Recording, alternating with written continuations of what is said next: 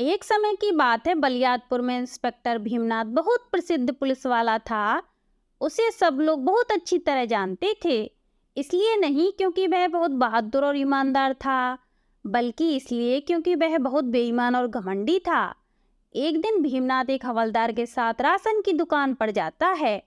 भीमनाथ बोला, ओ मंगतलाल, बहुत शिकायत आ रही है तेरी। दुकान में मिलावट करता है तू, हाँ? फिर मंगललाल बोला, साहब, यह क्या कह रहे हो आप? हम तो एकदम बढ़िया माल मंगवाते हैं। हमारा सामान एकदम अच्छा है साहब। आप चाहें तो खुद देख लीजिए। फिर भीमनाथ बोला, ओ सेठ, मुझे इतना मत सिखाओ, समझे? तेरे को पकड़कर जेल में भेज दूंगा। राशन में मिलावट करता है और मुझे सिखाता है। नाम भूल गया हमारा? इंस्पेक्टर भीमनाथ हैं हम। फिर मंगललाल बोला, पर साहब दया करिए, आप जो कहेंगे वह मैं करूँगा। फिर भीमनाथ बोला, देख, अगर तू जेल गया तो तेरा बहुत खर्चा होगा, वो बात तू भी जानता है। मैं तुझे छोड़ सकता हूँ, देख ले कुछ सेवा पानी, वरना तू जेल चला जाएगा। फिर मंगतलाल मन में सोचने लगा, हम और कर भी क्या सकते हैं? इस राक्षस का तो हर महीने का बस यही हाल हो गया है। फिर मंगतलाल इंस्पेक्टर भीमनाथ को पैसे देता है। फिर हवलदार बोला, साहब, आपको डर नहीं लगता? किसी ने आपकी शिकायत कर दी तो? फिर भीमनाथ बोला, अरे लाजपत, तुम्हें तो पहले ही डिपार्टमेंट ने पूरी तरह डरा रखा है। चुपचाप साथ रहो और मजे करो, समझे? मुझसे बहस कर रहा था, नहीं जानता था कि पुलिस वाले से पंगा नहीं लेना चाहिए। मेरे पास इतनी पावर है कि किसी को भी आसानी से सबक सिखा सकता हूँ। फिर लाजपत बोला, क्या बात है साहब, आप तो बड़े ही निडर हैं। मुझे भी सिखाइए ना कि कैसे लोगों से पैसे वसूलते हैं। मुझे अपना चेला बना लीजिए। फिर भीमनाथ बोला, तू अभी नया नया पुलिस में भर्ती हुआ है ना, मेरे साथ रहते रहते सब सीख जाएगा तू। फिर भीमनाथ पुलिस वाले की वर्दी का गलत इस्तेमाल कर रहा था। फिर एक दिन भीमनाथ समोसे की दुकान पर जाता है। फिर भीमनाथ बोला, अरे मंगलू, चाय समोसा दे, एकदम कड़क बनाना।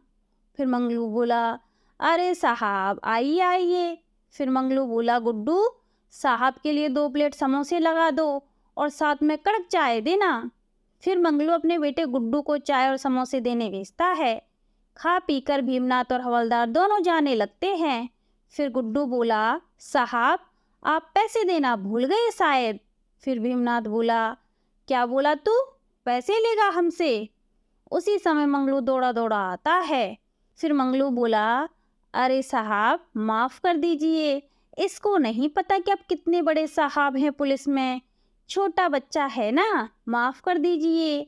फिर भीमनाथ बोला, समझा कर रखा कर इसको, नहीं तो?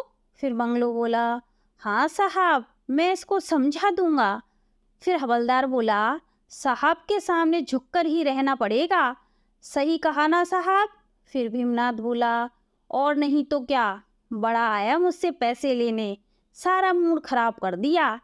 फिर भीमनाथ सबके साथ ऐसा ही व्यवहार करता था। फिर एक दिन सड़क किनारे सब्जी की रेडी के पास जाकर भीमनाथ बोला, ए बुढ़िया, तुझे मना किया था ना यहाँ सब्जी की दुकान लगाने को? फिर बुढ़िया बोली, अरे बेटा, यहाँ नहीं लगाऊंगी तो कहाँ लगाऊंगी? बहुत गरीब हूँ बेटा, दया करो, मुझे यहाँ दुकान लगाने दो। फिर भीमनाथ बोला, मना किया था ना, तू यहाँ दुकान नहीं लगा सकती।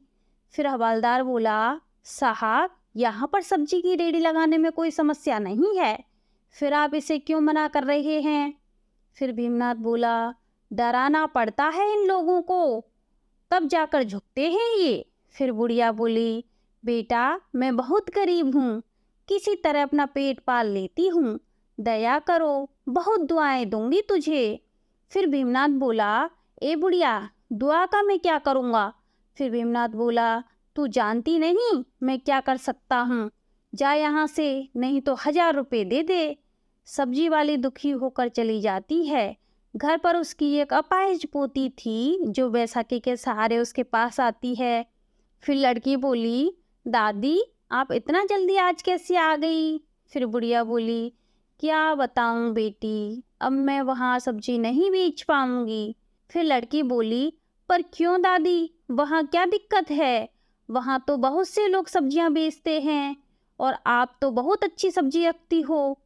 फिर बुढ़िया रोती हुई बोली, हम गरीबों का कोई सहारा नहीं होता बेटी। शहर के बड़े पुलिस वाले ने मुझे वहाँ रेहड़ी लगाने से मना कर दिया है। वह मुझसे पैसे मांग रहा था, तभी वहाँ सब्जियां बेचने देगा। मैंने कहा मैं गरीब हूँ, कहाँ से पैसे लाऊंगी? घर का खर्चा अब कैसे चलेगा? मैं तुझे क्या खिलाऊंगी? फिर वह लड़की बोली, आप रोइए मत दादी, मेरी चिंता मत कीजिए। दादी, मुझे बिल्कुल भी भूख नहीं लगी है। फिर वह लड़की बोली, चलिए दादी, हम पुलिस अंकल को बोलते हैं, वह हमारी बात जरूर मान जाएंगे। फिर वह बुढ़िया बोली, नहीं मेरी बच्ची, वह तेरी बात नहीं मानेगा। मुझे माफ़ करना, मैं तेरा ख्याल नहीं रख पा रही हूँ। दोनों दुखी होकर रह जाती हैं। उसी शहर में केशव नाम का एक गरीब ऑटो चलाने वाला रहता था। एक दिन भीमनाथ गश्त लगा रहा था, तभी वहाँ केशव अपने ऑटो से गुजर रहा था। भीमनाथ उसे रोक लेता है और चालान मांगने लगता है। भीमनाथ ने कहा, हाँ भाई, गाड़ी के पेपर दिखाओ। केशव बोला, साहब मेरे पास सब पेपर हैं, आप देख लीजिए। फिर भीमनाथ बोला, हाँ तो क्या, 1000 रुपये निकाल, तेरा चालान कटा है। फिर केशव बोला, 1000 रुपये किस बात के साहब, मेरे सारे कागज सही हैं। फिर लाजपत हवलदार बोला, हाँ साहब, इसके तो सारे पेपर सही हैं। फिर भीमनाथ बोला, लाजपत तुम चुप रहो। फिर हवलदार बोला, साहब जो बोल रहे हैं वह कर, वरना तेरी गाड़ी हड़प लूँगा। केशव बोला, पर यह गलत है साहब, मैं क्यों दूं आपको पैसे? मैं नहीं दूंगा, ये आप लोग गलत कर रहे हैं। भीमनाथ फिर केशव को शराब पीकर गाड़ी चलाने के झूठे जुर्म में जेल भिजवा देता है। इस तरह सब भीमनाथ से परेशान थे। फिर गांव में एक आदमी बोला, ये हमारे गांव के जो इंस्पेक्टर हैं ना, बड़े लालची हैं भाई, हर समय झूठे इल्जाम का डर दिखाकर हमसे पैसे वसूलते रहते हैं। फिर दूसरा आदमी बोला, हाँ भैया सही कह रहे हैं, हम तो बड़ा परेशान हो गए हैं इससे, काम धंधा करना भी बड़ा मुश्किल हो गया है। तीसरा आदमी बोला, अब क्या करें भैया, इनकी बात तो माननी ही पड़ेगी, वरना पता नहीं यह कब क्या कर दे। फिर चौथा आदमी बोला, अब देखो भैया, कैसे और कब तक हमें उससे राहत मिलती है, हर बुराई का कभी ना कभी तो अंत होता ही है। सच ही कहा गया है, हर बुराई का अंत जरूर होता है। रिश्वत के पैसों से भीमनाथ ने एक कार खरीदी और अपनी पत्नी और बेटी को लेकर उसमें घूमने जाने वाला था। फिर भीमनाथ बोला, अरे मालती सुनती हो, देखो बाहर क्या लाया हूँ मैं आज। फिर मालती बोली, अरे वाह, नई कार, क्या जी आपको बोनस मिला था क्या? भीमनाथ बोला, अरे मेरी लाडो इंस्पेक्टर, भीमनाथ अगर चाहे तो हर रोज बोनस मिल सकता है। तुम आम खाओ, गुठलियां क्यों गिन रही हो? फिर भीमनाथ बोला, कैसी लगी कार मेरी ये गुड़िया को? फिर बेटी बोली, बहुत अच्छी है पापा, मुझे जू ले चलिए और आइसक्रीम भी खिलाइएगा पापा। फिर मालती बोली, हाँ पर पहले हम मंदिर चलेंगे, ठीक है ना? फिर बेटी बोली, ठीक है मम्मी, पर आइसक्रीम जरूर खिलाना। फिर भीमनाथ बोला, मेरी गुड़िया जो कहेगी वही करूँगा मैं। फिर भीमनाथ मस्ती से कार चला रहा था। अचानक सामने से एक ट्रक आता है जिसका ड्राइवर नशे में था। ड्राइवर बहुत तेज ट्रक चला रहा था। ट्रक ड्राइवर गाने गाते हुए, ला ला ला ला, आज मौसम सुहाना, दारू पीने का बहाना, ला ला ला।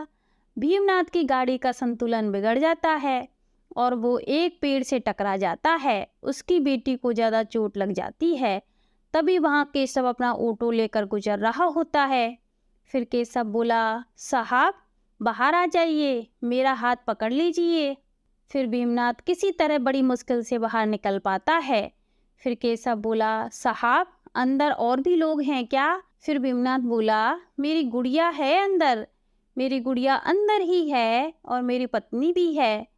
फिर केशव बोला, हाँ साहब मैं अभी निकालता हूँ, आप फिक्र मत कीजिए। बड़ी मुश्किल से केशव सबको बाहर निकालता है और अपने ऑटो में बिठाकर अस्पताल ले जाता है। अस्पताल में डॉक्टर बोले, अभी आपकी पत्नी ठीक है, आपकी बेटी को खून की जरूरत है, जल्दी ही इंतजाम कर दीजिए। फिर भीमनाथ बोला, मैं कोशिश करता हूँ, आप मेरी बेटी का इलाज अच्छे से कर दीजिए। इस वक्त तक केशव ने यह बात पूरे गांव में बता दी थी और सभी गांव वाले अस्पताल में आ गए। केशव बोला, साहब आप बिल्कुल चिंता मत कीजिए, मैं बिटिया रानी को अपना खून दे दूंगा।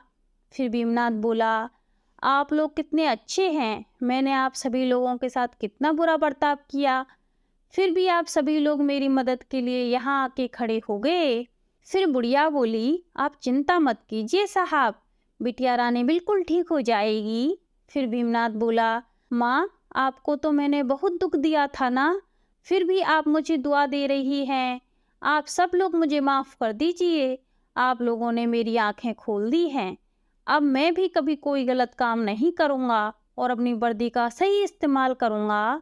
आप सबकी वजह से मेरी गुड़िया और हम लोग बच पाए हैं, आप लोगों का बहुत बहुत धन्यवाद।